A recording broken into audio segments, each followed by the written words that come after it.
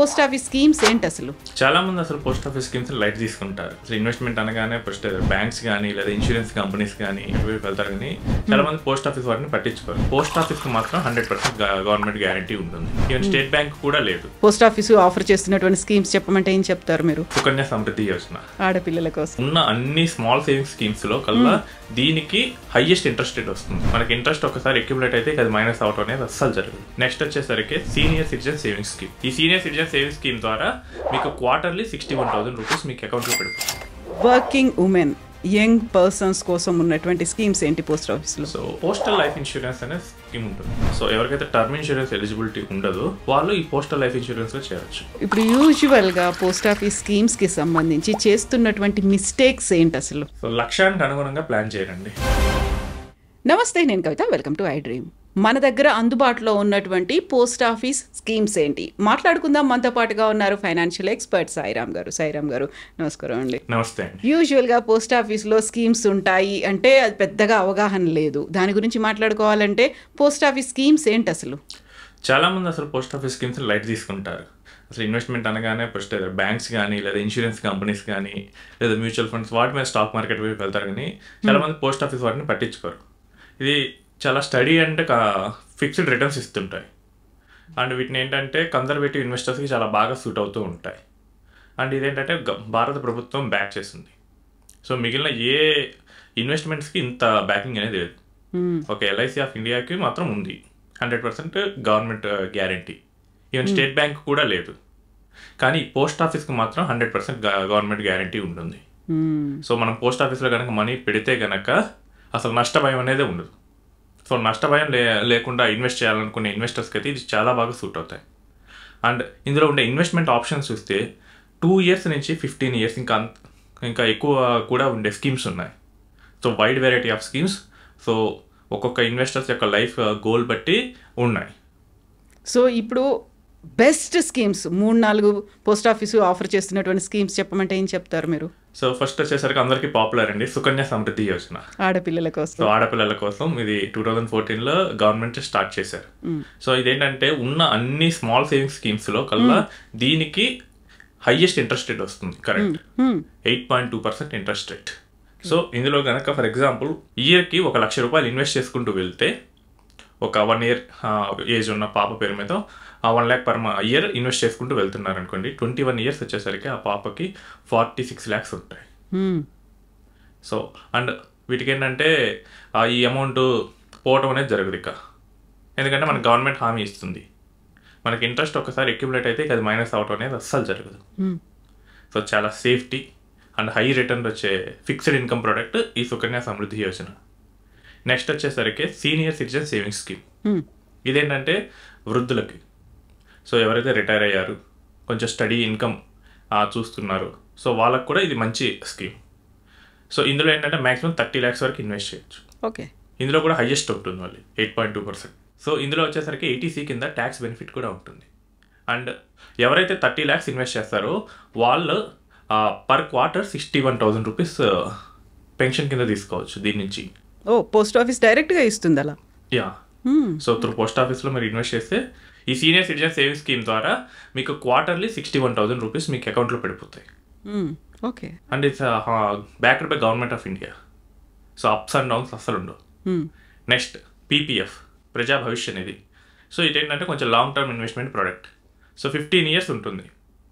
చాలామందికి ఒక long term decent corpus create చేయాలనుకున్న వాళ్ళకి ఒక మంచి option. So present interest rate వచ్చేసరికి 7.1% వస్తుంది. సో మీ నియరెస్ట్ పోస్ట్ ఆఫీసుల్లో వీటిని ఆఫర్ చేస్తారు. And national savings term deposit and recurring deposits ఉంటాయి. సో ఆర్డీ అంటే ఏంటంటే మీరు నెల మీరు పోస్ట్ ఆఫీస్లో జమ చేసుకోవచ్చు. దీనికి ఒక టైం పీరియడ్ పెట్టుకోవచ్చు. 1 year, 2, 3 years, 5 years లేదా 7 years, 10 years అలా.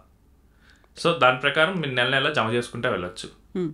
ఆ తర్వాత మెచ్యూరిటీ అప్పుడు మీరు జమ చేసిన దానికి ఇంట్రెస్ట్ కలిపిస్తారు. అండ్ 6.9% అరౌండ్ ఇంట్రెస్ట్ ఉంటుంది.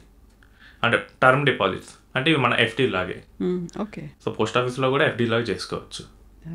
ఇంకోటి ఏంటంటే మీకు బ్యాంక్ ఎఫ్డీస్లో 5 lakhs వరకు ఇన్సూరెన్స్ స్కీమ్ ఉంటుంది. ఆర్బీఐ మీకు 5 lakhs వరకే ప్రొటెక్ట్ చేస్తుంది.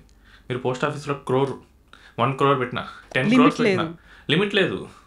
Because it is honoured by government of India. So పెద్ద మొత్తాల్లో చేసుకోవాలంటే కొంచెం డీసెంట్ రిటర్నే వస్తుంది. అండ్ బ్యాంక్స్తో పోలిస్తే మోస్ట్ ఆఫ్ ది బ్యాంక్స్తో పోలిస్తే ఇది కొంచెం ఎక్కువ ఇంట్రెస్టే ఆఫర్ చేస్తుంటాయి. Okay okay. ఇప్పుడు వర్కింగ్ ఉమెన్, యంగ్ పర్సన్స్ కోసం ఉన్నటువంటి స్కీమ్స్ ఏంటి పోస్ట్ ఆఫీస్లో? So working women and young professionals కోసం అంటే సో మీ పీపీఎఫ్లో అయితే మీరు చేయొచ్చు. ఇంకోటి ఏంటంటే పోస్టల్ లైఫ్ ఇన్సూరెన్స్ అనే స్కీమ్ ఉంటుంది.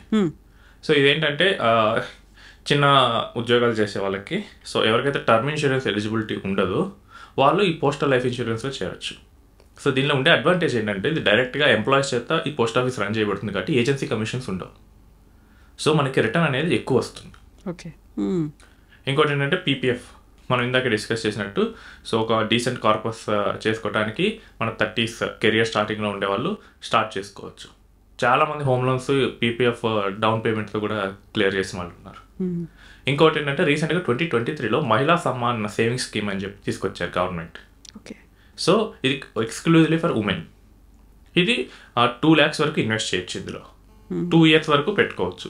7.5% ఇంట్రెస్ట్ వస్తుంది. సో ఇది మీకు సింపుల్గా చెప్పాలంటే కనుక మీరు ఒక 2 lakhs rupees women account holder కనుక ఇన్వెస్ట్ చేస్తే కనుక ఒక 2 years తర్వాత 2.6 lakhs వస్తుంది. సో ఒక డీసెంట్ ఇన్కమ్. యా. ఇప్పుడు మోర్ ఇన్ఫర్మేషన్ కావాలి అనుకుంటే మహిళా సమ్మాన్ సేవింగ్స్ స్కీమ్ దాని గురించి ఎవరైనా ఇన్వెస్ట్ చేయొచ్చు అంటారా? సో ఎనీ గర్ల్ చైల్డ్ పేరు మీద వాళ్ళ పేరెంట్స్ కానీ గార్డియన్స్ కానీ ఇన్వెస్ట్ చేయొచ్చు. లేదా women who is major, so వాళ్ళు ఇన్వెస్ట్ చేయొచ్చు. సో దీని కాంప్లెక్స్ కూడా ఏం కాదండి. నార్మల్గా మీరు ఒక 2 lakhs రూపీస్ మీరు పోస్ట్ ఆఫీస్ లోకి తీసుకెళ్ళి ఇచ్చేసి నాకు మహిళా సేవింగ్స్ స్కీమ్ కావాలంటే వాళ్ళు ఇచ్చేస్తారు. ఓకే. దీని టెన్యూర్ వచ్చేసరికి 2 years అండ్ 1 year తర్వాత పార్షియల్ విత్డ్రాల్ కూడా మీకు ఎలా ఉంటుంది. ఓకే. ఒక డిసడ్వాంటేజ్ ఏంటంటే ఇది ట్యాక్స్ కట్టాల్సి వస్తుంది ఇంట్రెస్ట్ మీద. ఓకే. సో మనకి మిగతా స్కీమ్స్ మీద అయితే ట్యాక్స్ లేదు ఎక్కడ. సో సుకన్య సమృద్ధి మీద ఉండదు, పీపీఎఫ్ మీద ఉండదు, పిఎల్ఐ మీద ఉండదు. And savings senior citizen savings మీద ఇంట్రెస్ట్ మీద ఉంటుంది కాబట్టి బట్ అమౌంట్ ఇన్వెస్ట్ చేసిన దాని మీద ఏమి ఉండదు. బట్ దీని మీద వచ్చేసరికి ఏంటంటే ఇన్వెస్ట్ చేసిన అమౌంట్ మీద మనం ట్యాక్స్ ఒకవేళ ఎగ్జామ్షన్ ఏమి రాదు. అండ్ వచ్చి ఇంట్రెస్ట్ మీద కూడా ఎగ్జామ్షన్ రాదు. But it's a decent return. 7.5% అనేది మీకు వస్తూ ఉంటుంది.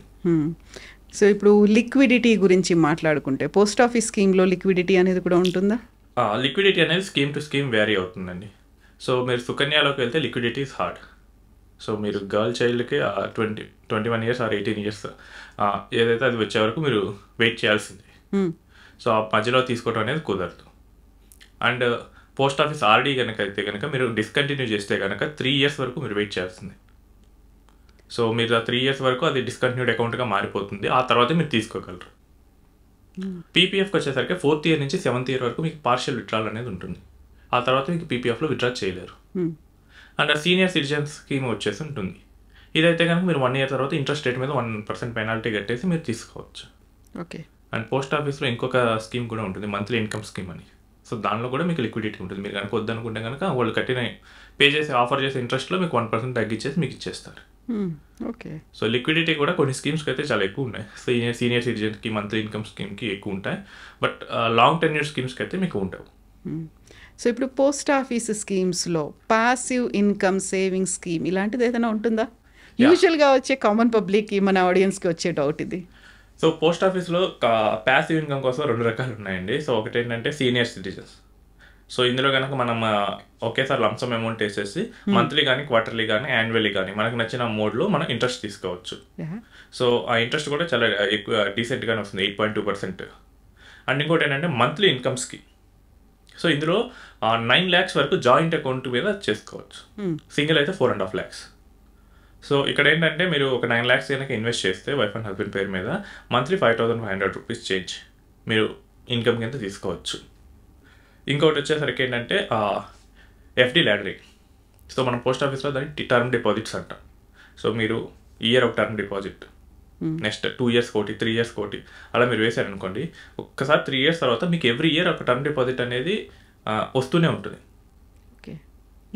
సో ఇప్పుడు నా దగ్గర ఒక 5 lakhs ఉన్నాయి. నేను 1 lakh 1 year వేసాను, ఇంకో 2 lakhs 2 years, ఇంకో 2 lakhs 3 yearsకి వేసాను. నాకు నెక్స్ట్ ఇయర్ ఈ 1 lakh మెచ్యూర్ అయ్యి వస్తుంది. నాకు ఇక్కడ క్యాష్ వస్తుంది, ప్యాసివ్గా వాడుకోవచ్చు. నాకు అవసరం లేదనుకుంటే మళ్ళీ నా ఇంట్రెస్ట్ వాడుకొని నేను నెక్స్ట్ టైం మళ్ళీ 3 years పెట్టచ్చు. సో నాకు అప్పుడు ఏముందంటే ఎవ్రీ ఇయర్ నాకు ఇంట్రెస్ట్ అనేది వస్తూనే ఉంటుంది. సో మనకి పోస్ట్ ఆఫీస్లో ఈ 3 స్కీమ్స్ ద్వారా మనం మేనేజ్ చేసుకోవచ్చు మంత్లీ ఇన్కమ్ అనేది. చాలామంది సీనియర్ సిటిజన్స్ ఈ మంత్లీ ఇన్కమ్ స్కీమ్ కానీ సీనియర్ సిటిజన్స్ కానీ వాడుతూ ఉంటారు. ఓకే. సో ఇప్పుడు యూజువల్గా పోస్ట్ ఆఫీస్ స్కీమ్స్కి సంబంధించి చేస్తున్నటువంటి మిస్టేక్స్ ఏంటి అసలు? సో లక్ష్యానికి అనుగుణంగా ప్లాన్ చేయండి. ఇప్పుడు మనకి 5 years టైం పీరియడ్ ఉంటే 15 years ప్రోడక్ట్లో చేస్తారు. సో 5 years ప్రోడక్ట్లో ఏంటి? సో పోస్ట్ ఆఫీస్లో నేషనల్ సేవింగ్ సర్టిఫికేట్ ఉంటుంది, అది 5 yearsకే ఉంటుంది. బట్ ఎవరికైతే 5 yearsలో మనీ కావాలో వాళ్ళు దాన్ని పెట్టాలి. అలా కాకుండా పీపీఎఫ్ పెడితే రాంగ్ అవుతుంది. నెక్స్ట్ వచ్చేసరికి నామినీస్ చాలామంది సరిగ్గా ఇవ్వరు. సో ఎంత చెప్పినా కానీ ఇప్పటికీ post office not completely 100% digital. So మనం కనుక నామినీస్ని కనుక రాంగ్గా ఇస్తే కనుక రేపు ఏమైనా రిస్క్ జరిగితే కనుక చాలా ఇబ్బంది పడాల్సి వస్తుంది. అని కూడా ఏంటంటే ట్యాక్స్ ఎఫెక్ట్స్ని ఇగ్నోర్ చేయడం. సో పోస్ట్ ఆఫీస్లో స్టడీ రిటర్న్ వస్తుందని చెప్పేసి 30% బ్రాకెట్లో ఉన్న వ్యక్తి మంత్లీ ఇన్కమ్ స్కీమ్ కానీ సీనియర్ సిటిజన్లో కానీ వాళ్ళు ప్రిఫర్ చేయకూడదు. ఎందుకంటే వచ్చే ఇంట్రెస్ట్లో 30% ట్యాక్స్గా వెళ్ళిపోతుంది. సో వాళ్ళు మిగతావి చూడాల్సి వస్తుంది. నెక్స్ట్ వచ్చేసరికి మెచ్యూరిటీ అప్పుడు మర్చిపోవటం. మీరు ఇప్పుడు సీనియర్ సిటిజన్ స్కీమ్ కానీ పీపీఎఫ్ కానీ చేశారు, అవి మెచ్యూరిటీ అయిపోయాయి. తర్వాత మీరు మర్చిపోయాం అనుకోండి, మీకు అవి ఏంటంటే రిపీట్ అవుతాయి.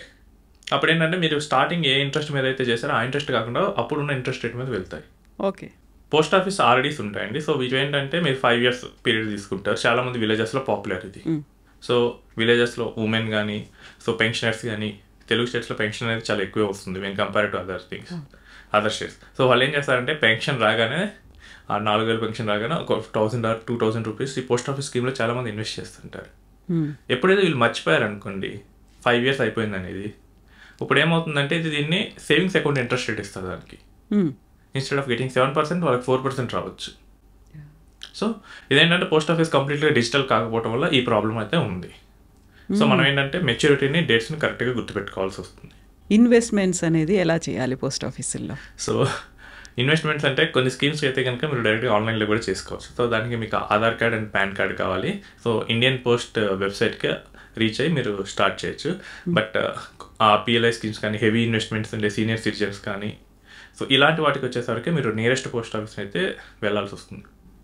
ఈ documents Aadhaar card, PAN card, మీ పాస్పోర్ట్ సైజ్ ఫోటో, ఈ మూడింటిని తీసుకెళ్ళి నియరెస్ట్ పోస్ట్ ఆఫీస్కి వెళ్తే కనుక they will open you the account. First customer ID open చేస్తారు, తర్వాత దానికి సంబంధించిన స్కీమ్ అకౌంట్ కూడా మీకు ఓపెన్ చేసి పాస్బుక్ మీకు హ్యాండ్ ఓవర్ చేస్తారు. So it's a simple process. కాకపోతే డిజిటలైజేషన్ చాలా తక్కువ ఉంది. మనం ఆఫ్లైన్లో వెళ్ళి చేసుకోవాల్సి వస్తుంది. ఓకే. సో ఒక ఎగ్జాంపుల్ ఏంటంటే నేషనల్ సేవింగ్ సర్టిఫికేట్కి 5 years టైం. సో దానికి ఏంటంటే 80C కింద ఎక్సెంప్షన్ ఉంది. అండ్ 8 to 7.2% అలా ఇంట్రెస్ట్ రేట్ వస్తుంది. అదే ఎఫ్డీస్కి వచ్చేసరికి సేమ్ 5 years ఉంటుంది.